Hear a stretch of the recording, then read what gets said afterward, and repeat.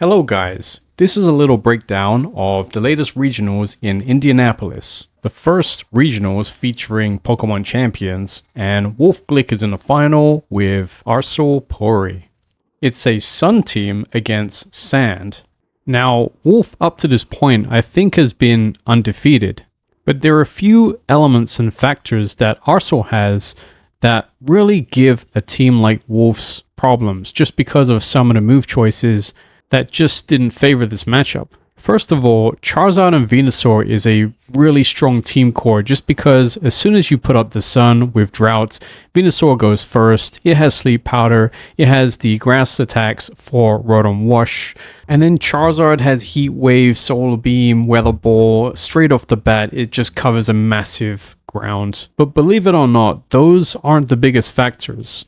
The biggest factor, I believe, in this match was actually Incineroar. As you notice, Wolf has a team full of physical attackers, and he didn't use a move like Body Press on Steelix where that could negate Intimidate, and also there isn't any element of like Taunt with Talonflame, which could have stopped Venusaur from using moves like Sleep Powder, but the style that Wolf went for in this regional worked offensively and defensively for sure. It had Trick Room, it had Rage Powder, it had Light Screen, it had Will-O-Wisp, and it also had Wide Guard, which is something that I was kind of debating with Mega Steelix on my channel, just because it's an amazing tool that Steelix has that allows him to go first, but it also puts something like a Mega in a defensive position, and that's not exactly where you want to be when you have a Mega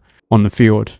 Now, my latest video featured Steelix under speed control with Emolga, because with turns like these, Garchomp was pressuring Steelix into using Wide Guard so that Venusaur could get Sleep Powder off anyway, but it's just because Steelix always goes last. And yeah, this is something that I think is worth controlling. I know Wolf used Rage Powder with Sinistcha to try and redirect away from Steelix, but because of like Venusaur, that wouldn't have worked. And then Incineroar just kept wearing down both Steelix and Tyranitar, and also Talonflame with that Intimidate and Parting Shot.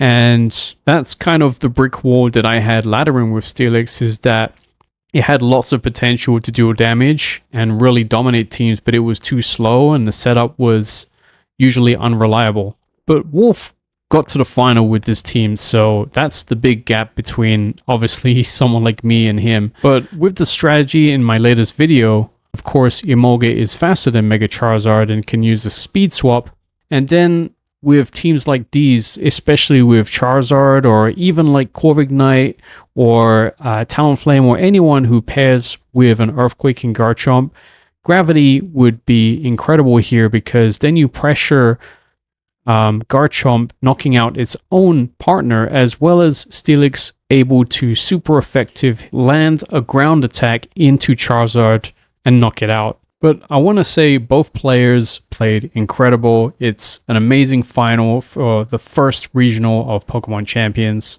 and Wolf was undefeated up to this point, so I'm sure other matches would have showcased all the greatest skills that he had in this team. Puri was incredible as well. It wasn't just team design, it was about skill expression, really outthinking and outmaneuvering each other to gain the victory.